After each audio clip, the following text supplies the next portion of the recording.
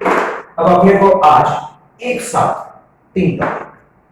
सबसे पहले उसमें अपने को एसेसरी रिप्रोडक्टिव ऑर्गन्स देखना है, प्लस लेंथ ऑफ यूरेथ्रा जो अपन उस दिन छोड़ दिए थे। मैंने आपको बताया था कि मेल्स में 20 सेंटीमीटर, ओके, फीमेल्स में जस्ट 4 सेंटीमीटर। एग्रीड?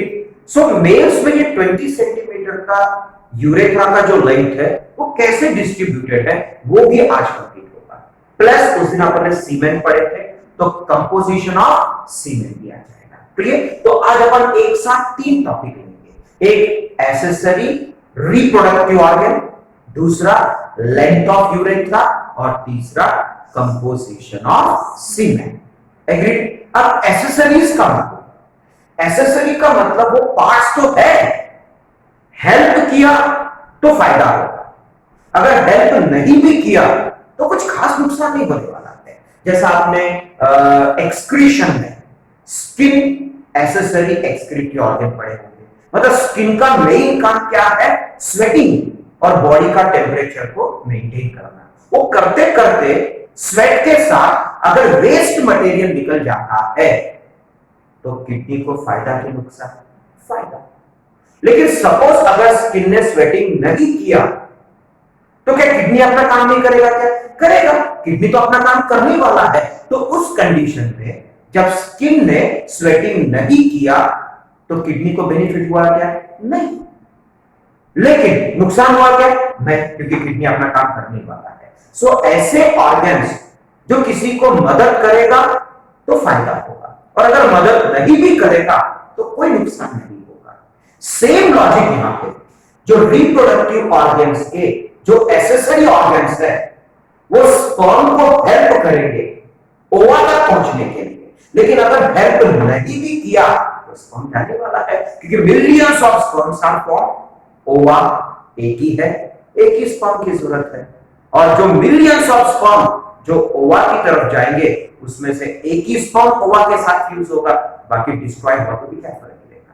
बट यहां पे मेल बॉडी में कुछ ऐसे ऑर्गन्स है जो स्पर्म की वायबिलिटी बढ़ाता है और ज्यादा से ज्यादा स्पर्म पहुंचना चाहिए, ये हेल्प करता है। क्लियर? तो एक साथ 3 टॉपिक। सबसे पहले अपना टॉपिक रहेगा एसेसरी रिप्रोडक्टिव ऑर्गन्स। क्लियर? उसके बाद एट द सेम टाइम अपन देखेंगे लेंथ ऑफ यूरेथ्रा। अब यहां लेंथ में इसलिए फर्क है क्योंकि यहां पे urethra is acting as a common organ for reproductive and excretory system, तो कहीं ना कहीं इसके लेंथ में थोड़ा बहुत डिस्ट्रीब्यूशन है, वो हमको पढ़ना है। सेम चीज हम फीमेल में इसलिए नहीं पढ़ रहे क्योंकि that is not at all related with reproductive system. Clear? At the same time यहां पे अपन कंप्लीट करेंगे कंपोजिशन ऑफ सीमेन, मतलब सीमेन में क्या क्या पार्ट्स है, सीमेन में क्या क्या कंटेंट है, और उस कंटेंट का उस सीमेन में क्या क्या फंक्शन है वो भी साथ में देखेंगे। क्लियर? अब जब हमने मेल रिप्रोडक्टिव सिस्टम पढ़े थे तब टेस्टिस पढ़े थे। यहां पे टेस्टिस के ऊपर क्या पढ़े थे अपन ने? एपिडाइमिस। 3 पार्ट पढ़े थे एपिडाइमिस में, anterior, middle, posterior, head, body, tail. Tail में से ट्यूब लाइक स्ट्रक्चर निकलता है, पढ़े थे वास डिफरेंस, जो पूरे के पूरे एब्डोमिनल कैविटी में यूरेटर को टर्न लेके पेल्विक रीजन में आने के बाद junction between urinary bladder and urethra पे खुलता है। तो अपन ने जहां पे यूरिन टेम्पररीली स्टोर होता है उस ऑर्गन को अपन ने क्या पढ़े थे? Urinary bladder. यूरिनरी ब्लैडर के कंटिन्यूएशन में यूरेथ्रा निकलता है, ये हो गया urethra. Clear? And this is the junction between urinary bladder and urethra, जहां पे अपन ने पढ़े थे इजाकुलेटरी डक्ट ओपन होता है वास डिफरेंस का। इजाकुलेटरी डक्ट के पहले अपन ने पढ़े थे सेमाइनल वेसिकल पढ़े थे, सॉरी एम्प्यूला पढ़े थे।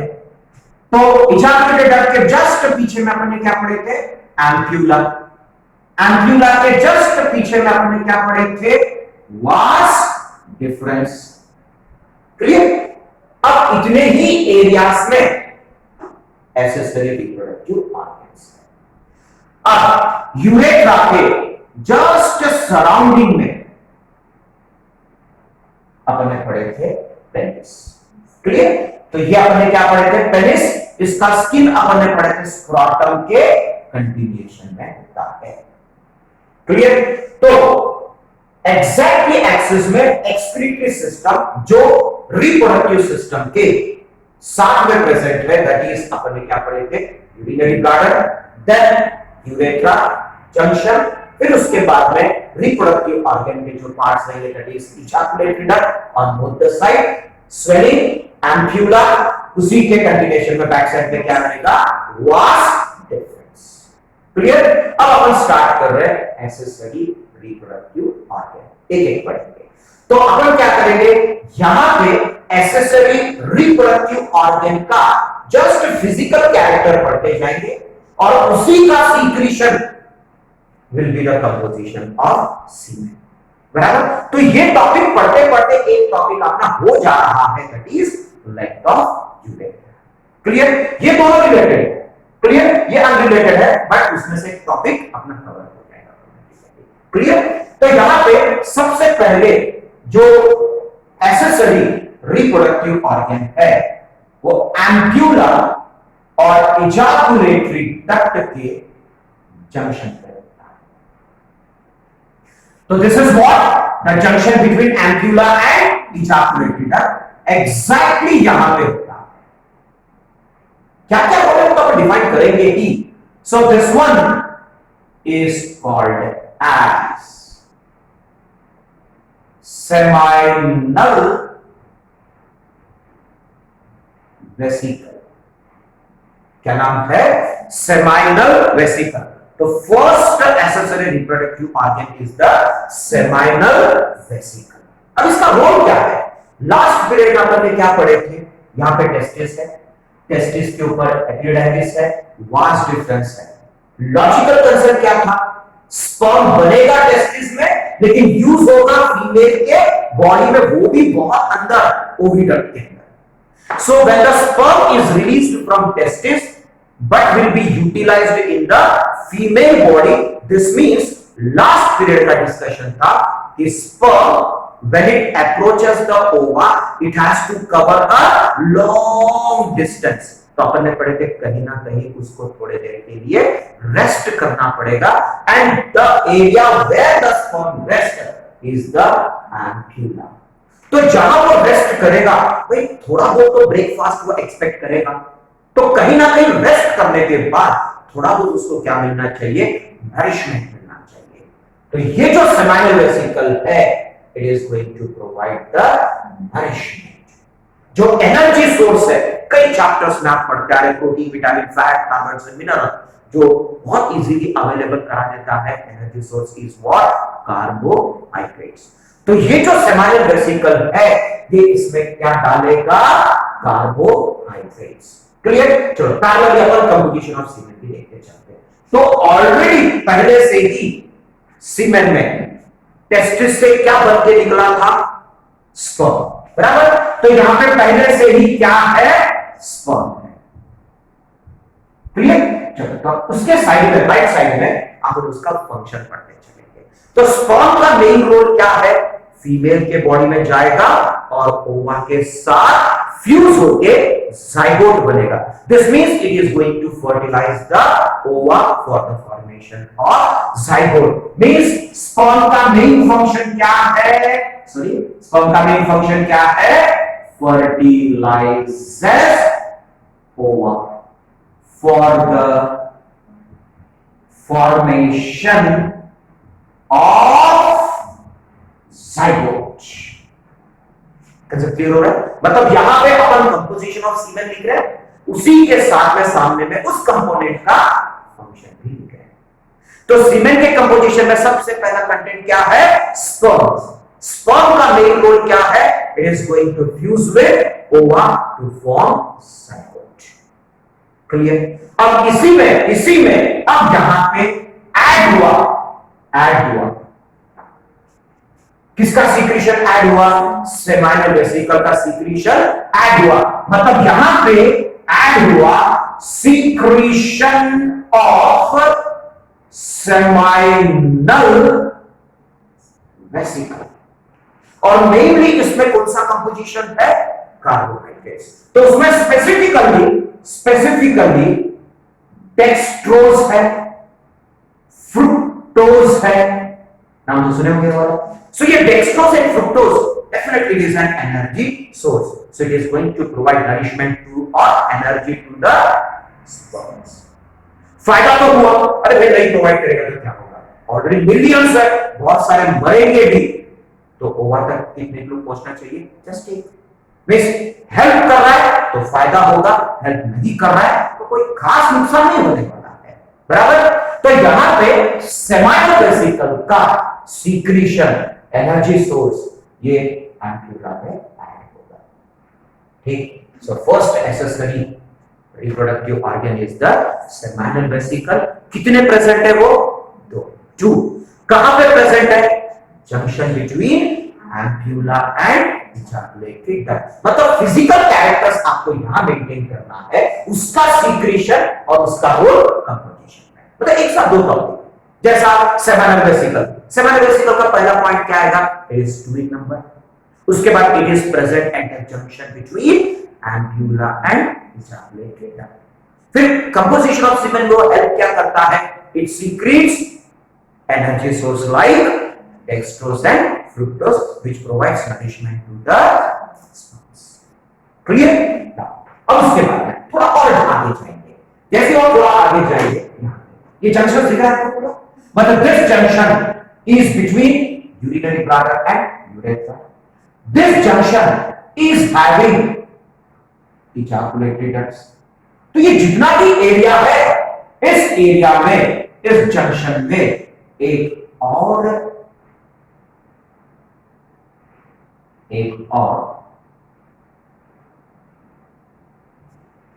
accessory reproductive part present है, organ present है, and this one is called as prostate gland. Junction दिख रहा है आपको? Junction between urinary bladder urethra दिख रहा है क्या? यस। इजाकुलेटरी डक्ट दिख रही है आपको? यस। सेमाइनल वेसिकल किस जंक्शन पे खुल रहा है दिख रहा है आपको? दिख रहा है। क्यों दिख रहा है? क्योंकि मैंने इसको कट करके ओपन किया। एक्चुअली ये जो प्रोस्टेट ग्लैंड है, इसे पूरे जंक्शंस को छुपा दिया।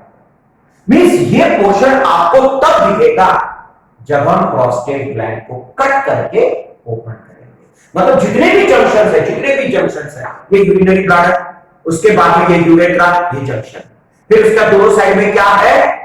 ejaculatory duct. ये पूरा ऐसा कवर्ड है। So this is what? Prostate gland. Can you see all the junctions? No. मतलब यहाँ पे आपको यूरिनरी ब्लैडर और यूरेथ्रा का जंक्शन नहीं दिखेगा। यहाँ पे आपको ejaculatory duct जंक्शन पे ओपन होगा वो भी नहीं दिखेगा। सेमाइनल वेसिकल का पॉइंट किस जंक्शन पे खुल रहा है वो भी नहीं दिखेगा। मतलब ये सब अगर आपको देखना है तो you have to cut and open the prostate. So prostate gland 1 2 3 4 10 कितने हैं? जस्ट 1। जबकि सेमाइनल वेसिकल कितने हैं? 2। बराबर? जितना है उतना ही पढ़ना पड़ेगा। Okay? So how many prostate glands are there? Just 1 and it is present at all the junctions of urinary bladder, urethra, ejaculatory duct and seminal vesicles. Agreed? तो ये जो prostate gland है, ये prostate gland यूरेथ्रा में खुलेगा। ये ठीक है? अब एक सिंपल सी बात है। अब जैसा चलो किसी को अगर मदद करते हैं, भाई फायदा तो होगा, लेकिन उसके कभी कभी थोड़े बहुत नेगेटिव इफेक्ट्स भी होते हैं। जैसा यहां पे हमने क्या बोला है कि स्पर्म को नरिशमेंट चाहिए, तो स्पर्म को नरिशमेंट चाहिए करके secretion of seminal vesicle add हुआ, लेकिन इससे फायदा हुआ कि नहीं हुआ? स्पर्म हुआ, लेकिन थोड़ा बहुत वो स्पर्म को प्रॉब्लम में डालने वाला है। कैसे? एक सिंपल लॉजिक मैं आपको बताता हूं। एक फिश, क्लियर, एक फिश पानी में स्विम कर सकता कि नहीं कर सकता है? एग्री? पक्का? तो फिश पानी में स्विम कर रहा है, सो पानी की जो लिक्विडिटी है बहुत पतला है, लिक्विडिटी केमिस्ट्री में, ओके। अब ये जो फिश है पानी में आसानी से इसलिए स्विम कर पा रहा है क्योंकि वो लिक्विड के फॉर्म में है। उसमें कीचड़ डाल दो, मतलब पानी को हमने थोड़ा बहुत क्या कर दिया? गाढ़ा कर दिया, सॉलिड नहीं, थोड़ा बहुत गाढ़ा कर दिया। फिश स्विम कर पाएगा क्या? नहीं। एक और लॉजिकल कंसेप्ट मैं आपको बताता हूं। एकदम फ्रेश पानी लो, उसके अंदर कोई स्टिकीनेस होता है क्या? नहीं। अब उस पानी को गर्म करो, 20-25 चम्मच शक्कर डाल दो, चाशनी बनती कि नहीं बनती है? बराबर। तो उस चाशनी को अभी अगर आप पानी को अगर आप अभी फील करके देखो, कैसा लगेगा? चिपचिपाहट, स्टिकी लगेगा। वही लॉजिक यहां पे है भाई। यहां पे जो सीक्रेशन है उसमें क्या ऐड होते जा रहा है? Dextrose, fructose. तो इससे वो जो सीमेन है वो लिक्विड है कि थोड़ा बहुत सॉलिड होते जा रहा है? थोड़ा बहुत सॉलिड होते जा रहा है। जस्ट 2-3 पीरियड मैंने पहले आपको लिक्विड का कन्वर्शन इनटू सेमी सॉलिड की बात किया था। बायोलॉजी में कोई भी लिक्विड अगर गाढ़ा होता है इट इज कॉल्ड एज कोयागुलेशन, बताया था। और सेम चीज केमिस्ट्री में हम क्या बोलते हैं? उसको प्रेसिपिटेशन। तो कोई भी चीज अगर लिक्विड, कोई भी लिक्विड अगर गाढ़ा होता है तो हम उसको क्या बोलते हैं? कोयागुलेशन। मानते हो इस बात को? अब यहां पे जो कंपोजिशन ऑफ सीमेन में क्या ऐड होते गया? शुगर। क्या ऐड हुआ? शुगर में कौन सा? Dextrose and fructose. तो सीमेन पतला रहेगा कि गाढ़ा हो जाएगा? Very good. तो गाढ़े सीमेन को क्या बोलेंगे हम बायोलॉजिकली? कोयागुलेटेड सीमेन। देखो कोयागुलेशन से ब्लड से रिलेट होना जरूरी नहीं है। लास्ट टाइम आपने माइक्रोब से ह्यूमन वेलफेयर पढ़ा तो मैंने कर्लिंग ऑफ मिल्क पढ़ाया था। So coagulated milk is a curd. Okay, blood है क्या? नो। तो कोई भी लिक्विड अगर सॉलिडिफाइड होता है, सेमी सॉलिडिफाइड होता है, then it is called as coagulation and that's a coagulated form. तो यहां पे सीमेन क्या हुआ है? कोयागुलेट हुआ है। क्लियर? तो अभी अपन क्या करेंगे? स्पर्म में जैसे ही सेमिनल वेसिकल का सीक्रेशन ऐड हुआ तो सेमिनल वेसिकल का सीक्रेशन का फंक्शन अपन यहां पढ़ेंगे, लेकिन उससे रिलेटेड जो प्रॉब्लम अराइज हुआ वो अपन यहां लिखेंगे। मतलब नेक्स्ट स्टेप में कुछ नया फंक्शन रहेगा कि इस प्रॉब्लम का सॉल्यूशन रहेगा? ऑब्वियसली प्रॉब्लम का सॉल्यूशन ही रहेगा। क्लियर? तो यहां पे सेमिनल वेसिकल का जो सीक्रेशन है उसका मेन रोल क्या रहेगा? नरिशेस। किसको नरिशमेंट प्रोवाइड करेगा? स्पर्म को। सीमेन को कैसे? ओके, सो नरिशेस स्पर्म। लेकिन स्पर्म को नरिश तो कर लिया, स्पर्म तो बच गया, लेकिन प्रॉब्लम अराइज हो गया। And that problem is what? It has formed what? Coagulated semen. मतलब सीमेन क्या हो चुका है? कोयागुलेट। चलो कंपोजिशन ऑफ सीमेन का फ्रेम समझ में आ गया आपको? मतलब सेंटर में मैं उसका कंपोजिशन लिख रहा हूं, राइट साइड में उसका फंक्शन लिख रहे हैं, और उसी के पैरेलल में लेफ्ट साइड में हम क्या मेंटेन कर रहे हैं? उससे रिलेटेड प्रॉब्लम। बट ध्यान रखना, जैसे आप नेक्स्ट स्टेप में जाओगे वो प्रॉब्लम का सॉल्यूशन होना चाहिए। एग्री? तो नेक्स्ट ऑर्गन कौन सा है? Prostate gland. मतलब ये प्रोस्टेट ग्लैंड कोयागुलेटेड सीमेन को पतला करेगा। तो गाढ़े चीज को पतला करना इंग्लिश में, तो नेक्स्ट ऑर्गन कौन सा है?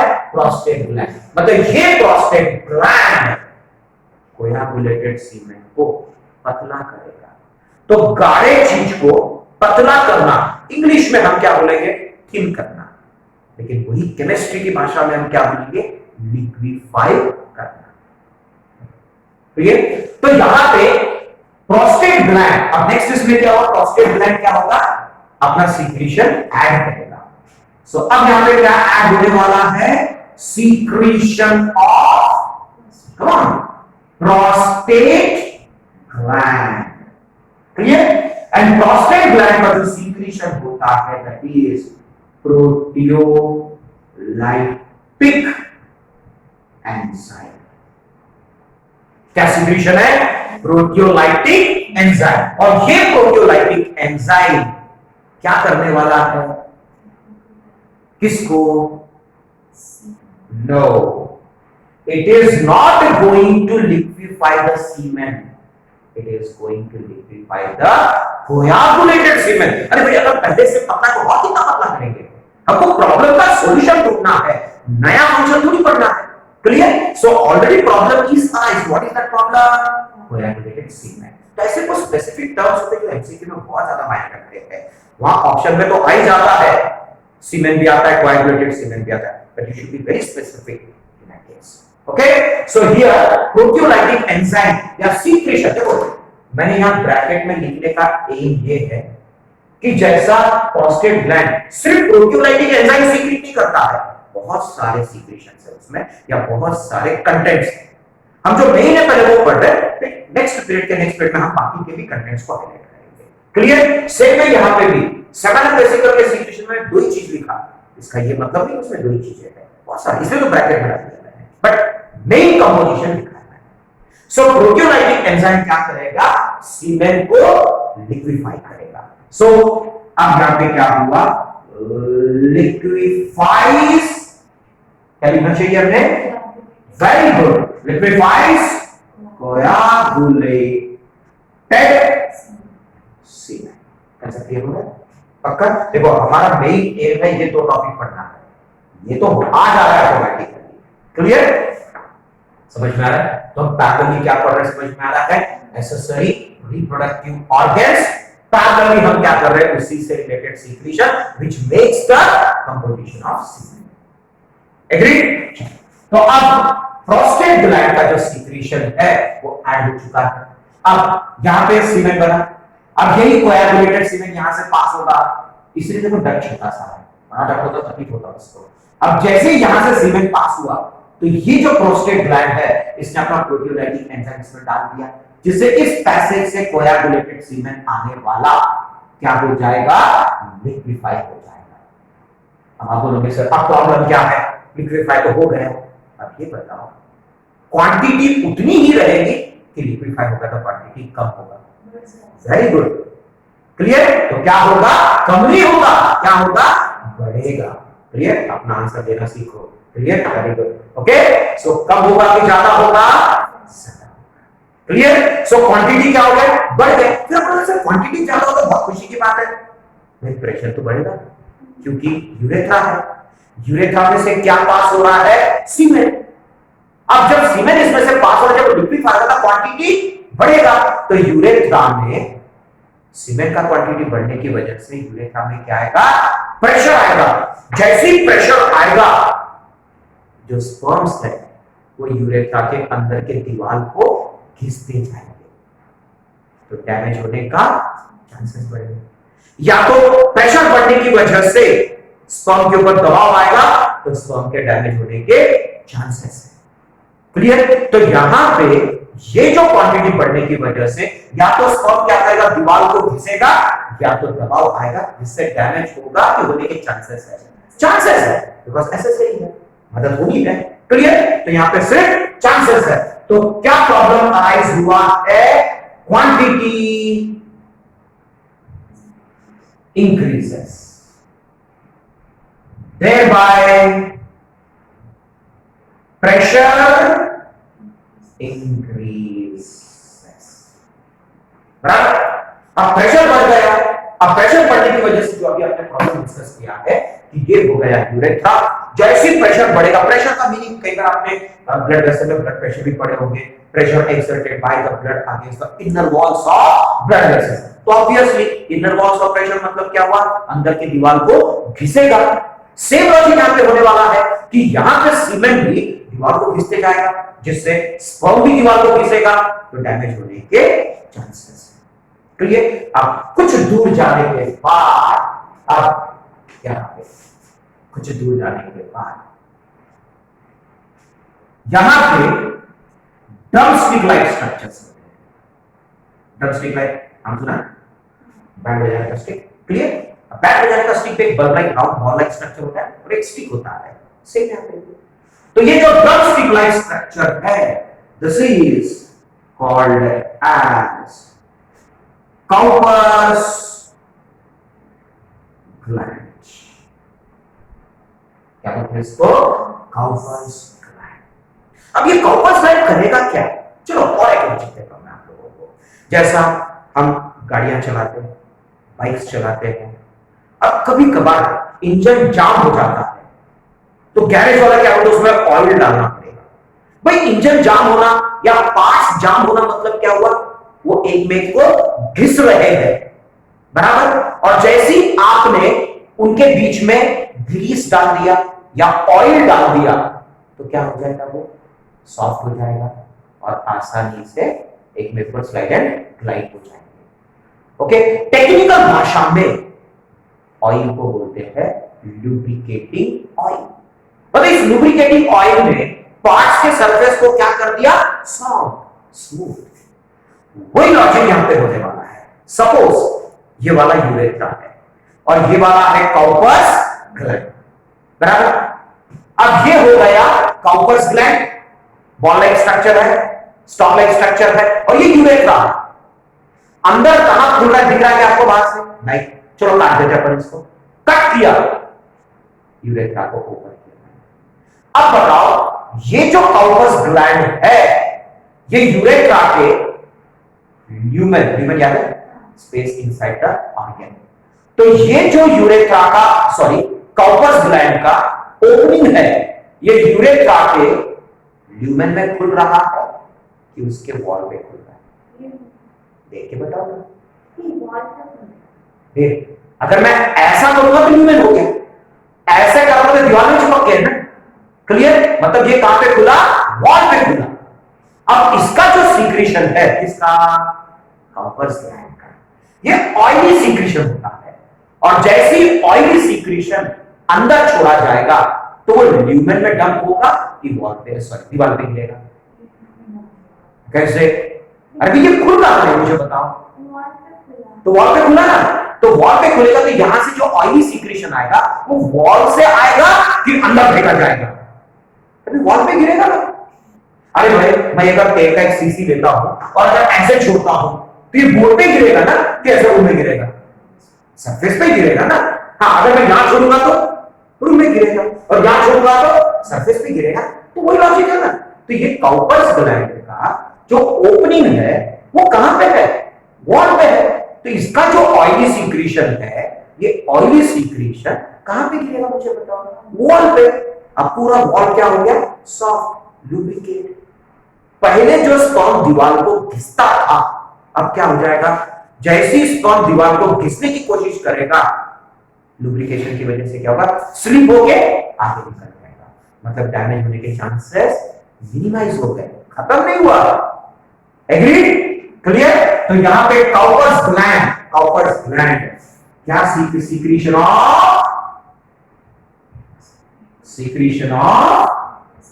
Cowper's gland. क्लियर?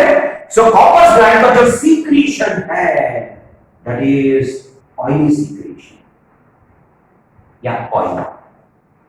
मिलता बहुत सारे कंपोजिशन बाद में डिस्कस करेंगे। Clear? Now this oily secretion क्या कर रहा है? टेक्निकल भाषा क्या बोला? lubricates। क्लियर? सो क्या लिखेंगे हम यहां पे? lubricates inner lining or walls of urethra। बराबर। अब यहां तक तो पहुंच ही गए। अब कॉपुलेशन हो जाएगा तो स्पर्म कहां पे डिपॉजिट हो जाएगा? फीमेल के रिप्रोडक्टिव ट्रैक्ट में डिपॉजिट हो जाएगा। क्या पढ़े थे हमने? इनसेमिनेशन पढ़े थे हमने। क्लियर? तो चला गया। अब उसको कोई सपोर्ट की जरूरत है क्या? नहीं। प्रॉब्लम आने से पहले वो किसमें चला गया? फीमेल के बॉडी में। इसे यहां पे भी प्रॉब्लम दिखने की फुल जरूरत है। क्लियर हो गया कंपोजिशन? पैरेलली दोनों चीजें समझ में आ गई आपको? पक्का? नहीं। अब आते वापस अपने यहां पे। अब देखो यहां पे जो यूरेथ्रा है वो निकला कहां से? देखो यूरिनरी ब्लैडर के पोस्टीरियर पार्ट, निचले हिस्से से पूरा अंदर गया। और कॉपुलेटरी ऑर्गन पेनिस के टिप पे जाके खुला। मानते हैं? अब एक एक पार्ट यूरेथ्रा के एक एक पार्ट हुए। यूरेथ्रा का ये जो हिस्सा है ये कौन से एसेसरी रिप्रोडक्टिव ऑर्गन के अंदर है? एक के बताओ। Prostate gland. मान दो बात को, कहां पे है? Prostate gland. तो इतना हिस्सा किसके अंदर है? प्रोस्टेट ग्लैंड के अंदर। अभी हम पढ़ेंगे नहीं ऑफ यूरेथ्रा। तो the part of what? Urethra. Part of urethra present inside prostate gland is called as prostatic urethra। क्या बोलते हैं? Prostatic urethra. पक्का? ये प्रोस्टेटिक यूरेथ्रा का लेंथ 2.5 20 बोला था, हम 20 तक पहुंच गए ना। अब बताओ, ये जो पार्ट है दिस वन, ये बॉडी कैविटी में एक्सपोज्ड दिख रहा है या किसी के अंदर दिखेगा? आपको ये वाला एक्सपोज्ड है, बराबर दिख रहा है? क्लियर? तो this exposed part of urethra in body cavity is called as membranous urethra। क्या बोलते हैं उसको? membranous urethra। और इसका भी लेंथ 2.5 सेंटीमीटर है। ठीक, अब ये लेंथ देख के बता किसके अंदर प्रेजेंट है? भाई किसी के अंदर। What is this? जो कि पेनिस। ओके, सो ये जो पार्ट है it is present inside the penis. किसी के अंदर बोली, ये पूरा पेनिस बताया था मैंने आपको। ओके, अब यहां पे the part of urethra which is present inside penis is called as penile or spongios।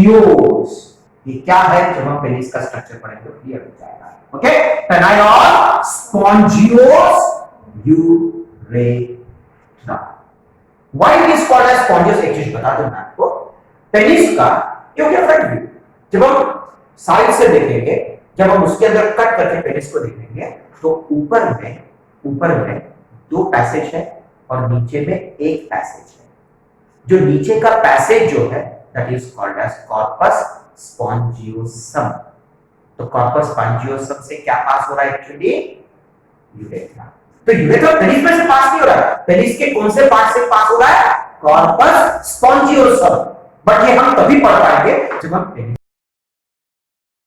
पढ़ा होगा, आपको टीएस भी पढ़ा होगा, बीएस भी पढ़ा होगा, जहां पे ये पूरे पार्ट्स और एक्सपोज होंगे। ठीक है, तो यहां पे actually the urethra is passing through corpus spongiosum of penis. That's why it is called as either penile urethra और स्पॉन्जियोसम। क्लियर हो गया? कितना होना चाहिए इसका लेंथ? वेरी गुड, अरे खत्म हो गया अभी।